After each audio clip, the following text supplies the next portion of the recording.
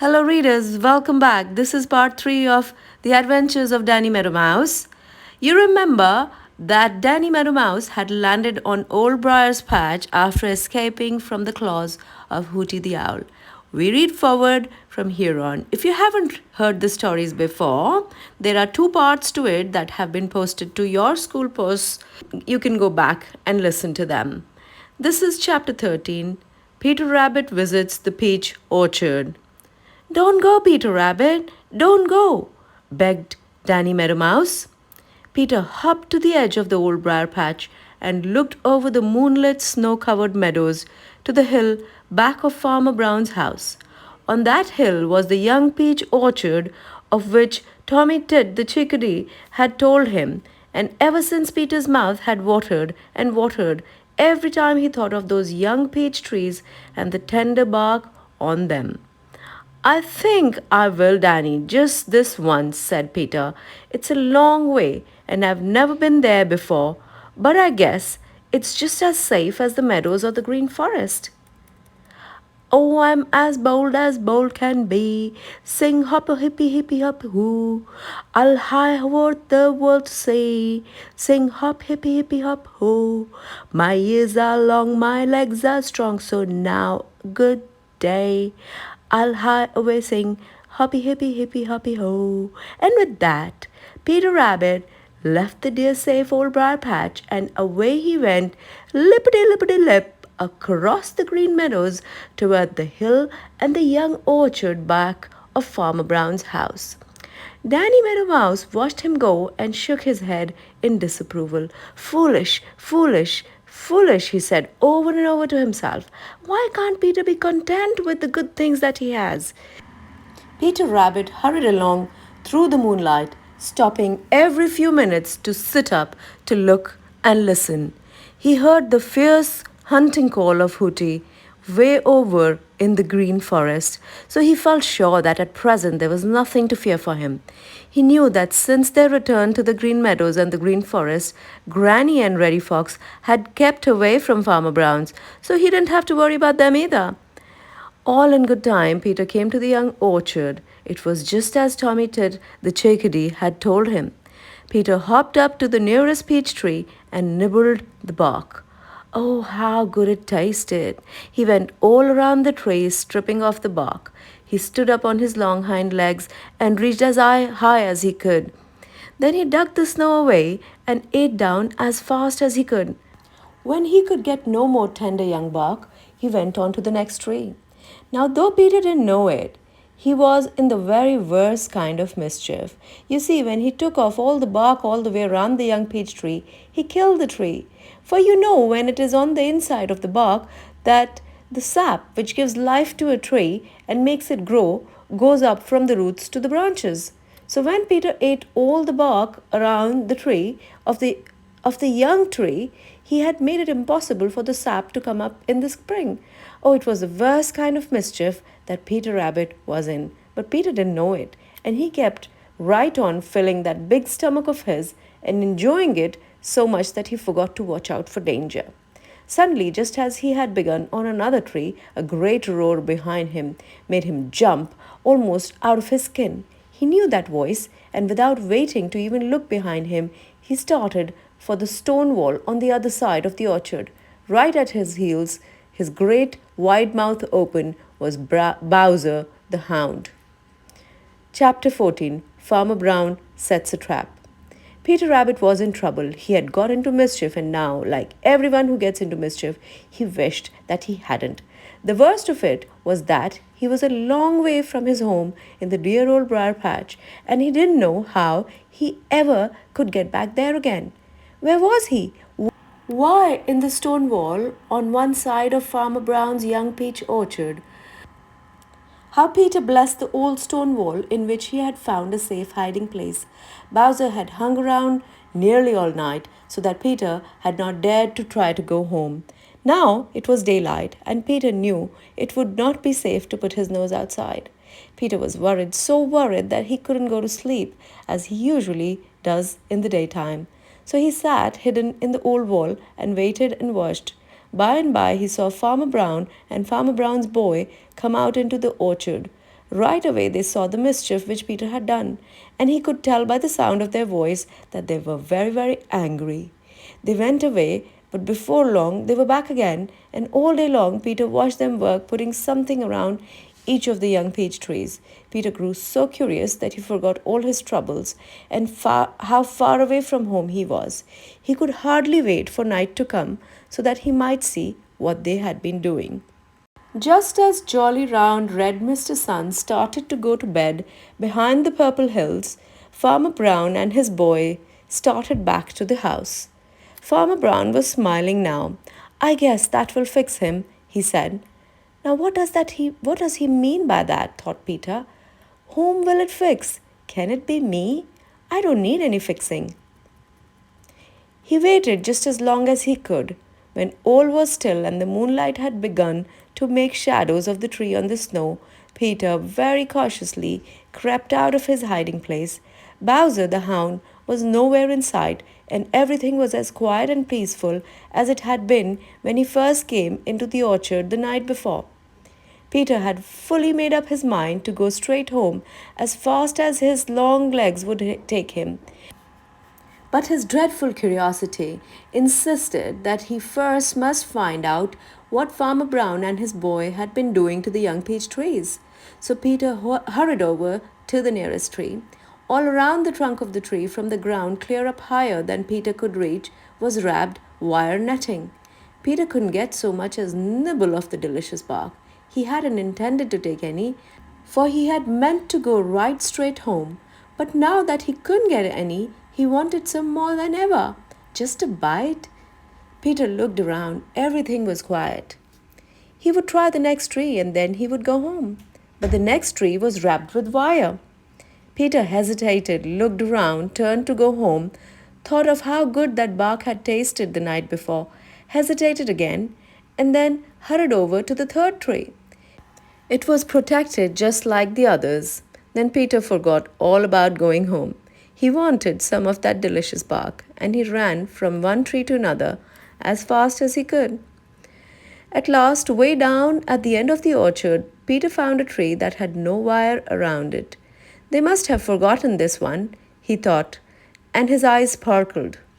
All around on the snow were a lot of shiny little wires, but Peter didn't notice them.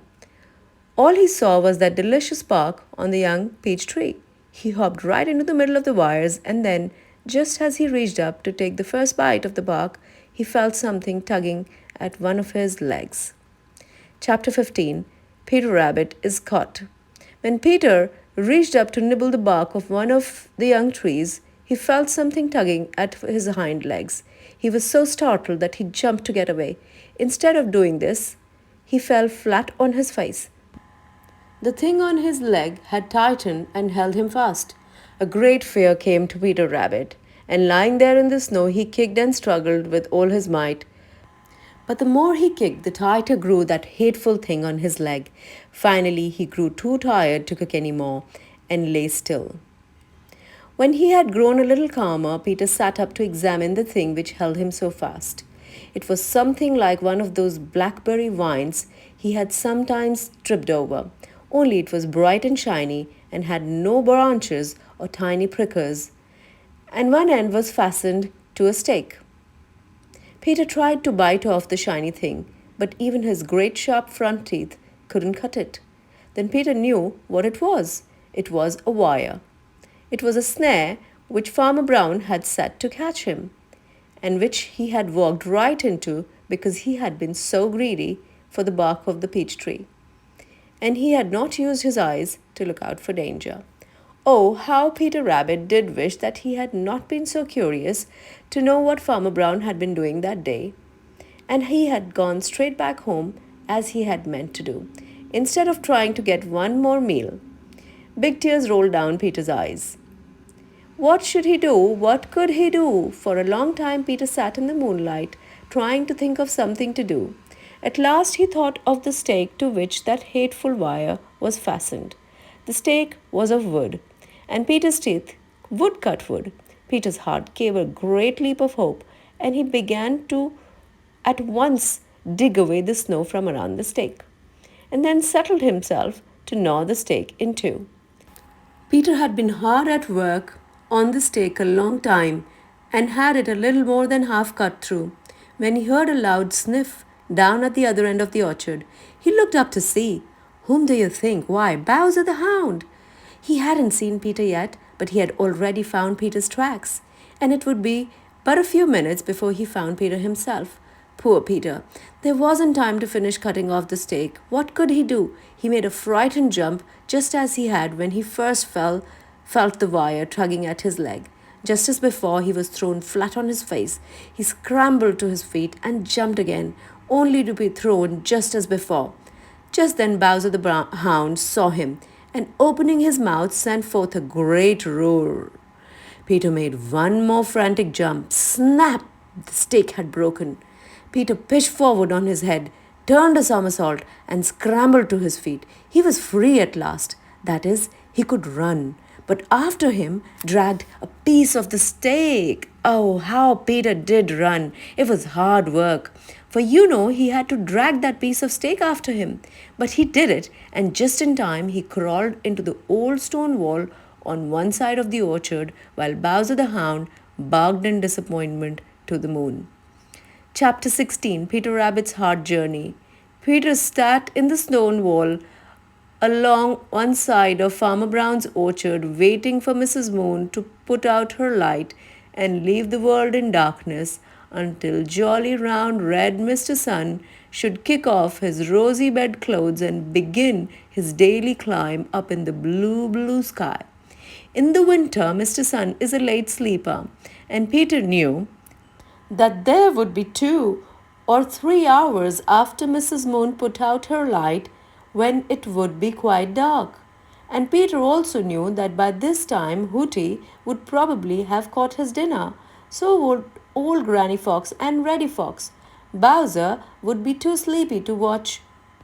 It would be very safest time for Peter to try to get his home in the old briar patch. So Peter waited. Twice Bowser the Hound, who had chased him into the old wall, came over and barked at him and tried to get at him. But the old wall kept Peter safe, and Bowser gave it up. And all the time Peter sat waiting, he was in great pain. You see, that shiny wire was drawn so tight that it cut into his flesh and hurt dreadfully. And to the other end of the wire was fastened a piece of wood, part of the stake to which the snare had been made fast, and which Peter had managed to gnaw and break off. It was on account of this that Peter was waiting for Mrs. Moon to put out her light. He knew that with that stake dragging after him, he would have to go very slowly, and he could not run any more risk of danger than he actually had to. So he waited, and by, sure enough, Mrs. Moon put out her light. Peter waited a little longer, listened with all his might. Everything was still, but Peter crept out of the old stone wall. Right away trouble began. The stake dragging at the end of the wire, fast to his leg, caught among the stones and pulled Peter up short. Oh my, how it hurt! It made the tears come, but Peter shut his teeth hard and, turning back, worked until he got the stake free. Then he started on once more, dragging the stake after him. Very slowly, across the orchard and under the fence on the other side, crept Peter Rabbit, his legs so stiff and sore that he could hardly touch it to the snow. And all the time dragging that piece of stake, which seemed to grow heavier and harder to drag every minute, Peter didn't dare to go out across the open fields, for fear some danger might happen along, and he would have no place to hide.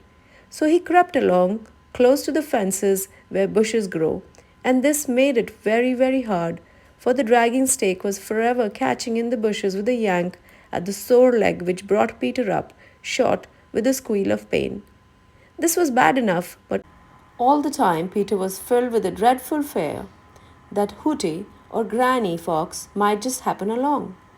He had to stop to rest very often. And then he would listen and listen. Over and over again he said to himself, "Oh dear, whatever did I go up to the young peach orchard for, when I knew I had no business there? Why couldn't I have been content with all the good things that were mine in the green forest or and on the green meadows? Oh dear, oh dear. Just as jolly round Mr. Red's sun began to light up the green meadows, Peter Rabbit reached the old briar patch. Danny was sitting on the edge of it, anxiously watching for him. Peter crawled up and started to creep in along one of his little private paths. He got in himself, but the dragging stake caught among the brambles.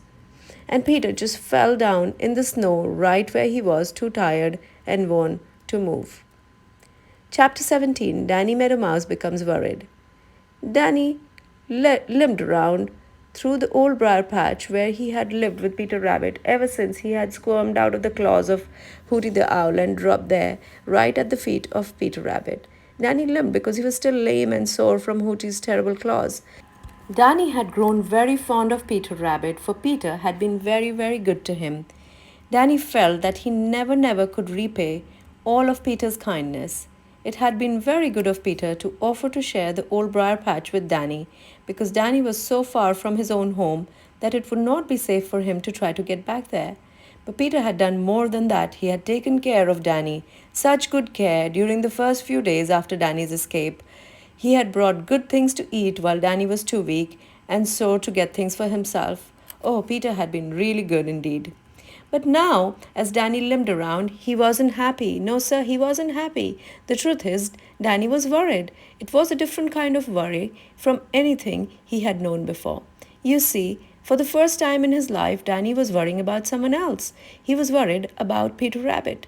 Peter had been gone from Old Briar Patch a whole night and a whole day. He often was gone all night, but never all day too. Danny was sure that something's happened to Peter. He thought of how he had begged Peter not to go up to Farmer Brown's young peach orchard. He had felt in his bones that it was not safe, that something dreadful would happen to Peter. How Peter had laughed at him and bravely started off. Why hadn't he come home? As he limped around, Danny talked to himself. Why cannot people be content with all the good things they are sent, and mind their own affairs at home instead of going forth to roam? It was now the second night since Peter had gone away. Danny couldn't sleep at all. Round and round through the old briar patch he limped and finally sat down at the edge to wait and watch. At last, just as jolly round Mr. Red's sun sent his first long rays of light across the green meadows, Danny saw something crawling toward the old briar patch. He rubbed his eyes and looked again. It was no, it couldn't be yes, it was Peter Rabbit. But what was the matter with him? Always before Peter had come home lippity-lip, but now he was crawling. Danny didn't know what to make of it. Nearer and nearer came Peter. Something was following him. Now Peter was dragging something after him. At last, Peter started to crawl along one of his private paths into the briar patch. The thing dragging behind him caught in the brambles. Peter fell headlong in the snow, too tired and worn out to move. Then Danny saw what the trouble was. A wire was fast to one of Peter's long hind legs, and to the other end of the wire was fastened part of a stake. Peter had been caught in a snare. Danny hurried over to Peter. Tears stood in his eyes. Poor Peter Rabbit. Oh, I'm sorry, Peter, he whispered. Chapter 18. Danny Meadow Mouse returns a kindness. There, Peter Rabbit lay. He had dragged that piece of stake a long way. But now he could drag it no further, for it had caught in the bramble bushes, so Peter just dropped on the snow and cried. Yes, sir, he cried. You see, he was so tired and worn out and frightened, and his leg was so stiff and so sore and hurt him. And then it was so dreadful to actually get home and be stopped right on your very own doorstep. So Peter just lay there and cried. Just supposing old Granny Fox should come poking around and find Peter caught that way. All she would have to do would be to get hold of that hateful stake caught in the bramble bushes and pull Peter out where she could get him. Do you wonder that Peter cried? By and by he became aware that something was wiping away his tears. It was Danny, and Danny was singing in a funny little voice. Pretty soon Peter stopped crying and listened, and this is what he heard. Isn't any use to cry? Not a bit, not a bit. Wipe your eyes and wipe them dry. Use your wit, use your wit. Just remember that tomorrow never brings a single sorrow. Yesterday has gone forever, and tomorrow gets here never. Chase your worries all away. Nothing's worse than just today. Peter smiled in spite of himself. That's right. Smile away, Peter Rabbit. Smile away. Your troubles, sir, are all today. And between you and me, I don't believe they're so bad as you think they are. Now you lie just still where you are, while I go see what can be done. With that, off whisked Danny, as spry as you please, in spite of his lame leg. And in a few minutes, Peter knew by little twitches of the wire on his leg that Danny was doing something at the other end. He was. Danny Meadow Mouse had set out to gnaw that piece of stake all to splinters, so that he sat and gnawed and gnawed and gnawed. Jolly round red Mr. Sun climbed higher and higher in the sky, and Danny Meadow Mouse grew hungry, but still he kept right on gnawing at that bothersome stake. By and by, happening to look across the snow covered green meadows, he saw something that made his heart jump. It was Farmer Brown's boy coming straight over towards the dear old briar patch. Danny didn't say a word to Peter Rabbit, but gnawed faster than ever. Farmer Brown's boy was almost there when Danny stopped gnawing. There was only a tiny bit of stake left now, and Danny hurried to tell Peter Rabbit there was nothing to stop him now from going to his most secret retreat in the very old briar patch. While Peter slowly dragged his way along, Danny trotted behind to see that the wire did not catch on the bushes. They had safely reached Peter Rabbit's secretest retreat when Farmer Brown's boy came up to the edge of the old dear briar patch.